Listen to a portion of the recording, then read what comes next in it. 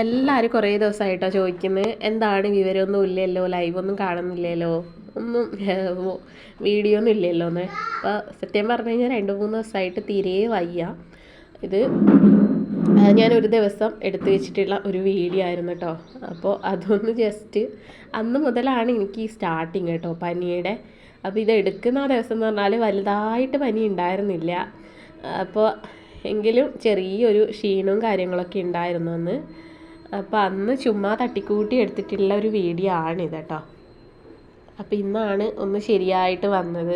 ഞാൻ വിചാരിച്ച് ഗീ റൈസ്, നമ്മുടെ നെയ്ച്ചോറും ഇറച്ചിയും ചിക്കൻ കറിയും കൂടെ ഒന്ന് സെറ്റാക്കാമെന്ന് വിചാരിച്ചിട്ടാണ് കേട്ടോ ഇന്ന് കയറിയത്.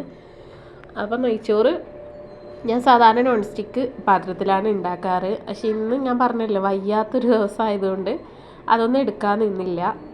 നമ്മുടെ ക്യാരറ്റും ബീൻസൊക്കെ ഒന്ന് ചെറുതായിട്ട് കട്ട് ചെയ്തിട്ട് ഒരു 2-3 നമ്മുടെ ഗ്രാമ്പു, ഒരു ഏലക്ക, ഒരു പട്ട. ഞാൻ അധികം ഇങ്ങനെ ഫ്ലേവേർഡൊന്നും യൂസ് ചെയ്യാറില്ല കേട്ടോ. നമുക്കായാലും പുറത്തിപ്പോൾ ഒരാൾക്ക് നമ്മൾ ഗസ്റ്റിനൊക്കെ കൊടുക്കുകയാണെങ്കിലും ഞാൻ അങ്ങനെ ഉപയോഗിക്കാറില്ല. ചെറിയൊരു ഫ്ലേവറിന് വേണ്ടി മാത്രം ആണ് എടുക്കാറ്. അപ്പോൾ അതും ഇട്ടിട്ട് നെയ്യിലാണ് കേട്ടോ വഴറ്റുന്നത്. പിന്നെ റൈസ് നമ്മൾ വെള്ളമൊന്നും കളയാതെയാണ് കേട്ടോ എടുത്തത്.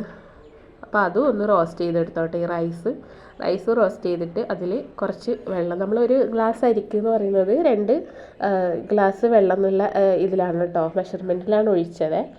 എന്നിട്ട് അതിലോട്ട് ഉപ്പ് ഇട്ട് കൊടുത്തിട്ട് നന്നായിട്ട് ഒന്ന് മിക്സ് ചെയ്ത് കൊടുത്തിട്ട് അടച്ച് വെക്കുക. മഞ്ഞൾപ്പൊടി വേണമെങ്കിൽ ഇടാം, നെയ്ച്ചോറിന് അധികം മഞ്ഞൾപ്പൊടിയൊന്നും ആരും ഇടാറില്ല. അടച്ച് വെച്ച് കഴിഞ്ഞാൽ കുറച്ചാകുമ്പോഴേ നമ്മൾ നോക്കണം അടിക്ക് പിടിക്കുന്നുണ്ടോയെന്ന്. കാരണം നോൺ സ്റ്റിക്ക് പാനൊക്കെ ആണെങ്കിൽ അടിക്ക് പിടിക്കത്തില്ല. അല്ലാതെ ആണെങ്കിൽ എന്തായാലും അടിക്ക് പിടിക്കാൻ സാധ്യത കൂടുതലാണ് കേട്ടോ. പിന്നെ പ്രത്യേകിച്ച് ഞാനിത് ചോറ് വെക്കുന്ന ഒരു പാത്രമാണേ. അപ്പോൾ അതുകൊണ്ട് തന്നെ ഇടയ്ക്കിടയ്ക്ക് ഞാൻ അതും നോക്കിക്കൊണ്ട് നിൽക്കുന്നുണ്ട്. അപ്പോൾ ഇന്ന് ഞാൻ വിചാരിച്ചു എന്നാൽ പിന്നെ പായസം വെക്കാമെന്ന്. അപ്പോൾ നമുക്ക് ഇവിടുന്ന് ഒരു എന്താ പറയുക, നമ്മുടെ സേമിയ വർമിസലി ഒരു പാക്കറ്റ് കിട്ടിയിട്ടുണ്ടായിരുന്നു. അപ്പോൾ എനിക്കിഷ്ടമല്ല സാധാരണ അങ്ങനെ കിട്ടുന്നത് വെക്കാൻ വേണ്ടിയിട്ട്, കാരണം തീരെ കൊള്ളത്തില്ല. പെട്ടെന്ന് ഇങ്ങനെ വെന്ത് ഇങ്ങനെ ഒരു ചീഞ്ഞ് ഒരിതായിപ്പോവും. ഏതായാലും അത് പിന്നെ കളയാൻ കഴിയില്ലല്ലോ എന്ന് വെച്ചിട്ട് പായസം കൂടി വെക്കാമെന്നുള്ള തീരുമാനത്തിലൊക്കെയാണ്. അപ്പോൾ നമ്മുടെ നെയ്ച്ചോറ് ഒരു സൈഡിൽ നിന്നാകുമ്പോഴേക്കും ഒരു സൈഡിൽ ഞാൻ ചിക്കന് വേണ്ടുന്ന സംഭവമൊക്കെ ഒന്ന് പെട്ടെന്ന് റെഡിയാക്കിയേ. അപ്പോൾ ഇതിൽ പ്രധാനമായിട്ട് നമ്മുടെ കപ്പപ്പറങ്കിയാണ് കേട്ടോ താരം. കപ്പപ്പറങ്കി ഇട്ടിട്ട് ഒന്ന് വെച്ച് നോക്കണം നിങ്ങളെല്ലാവരും, നല്ല ടേസ്റ്റാണ് കേട്ടോ.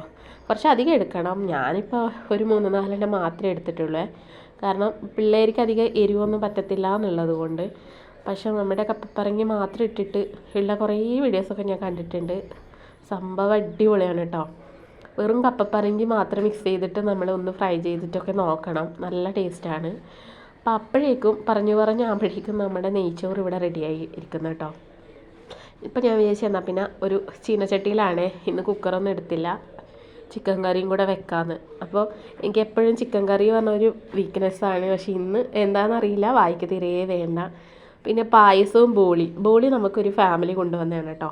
അപ്പോൾ പായസവും ബോളിയും കൂട്ടി ഒരങ്ങ്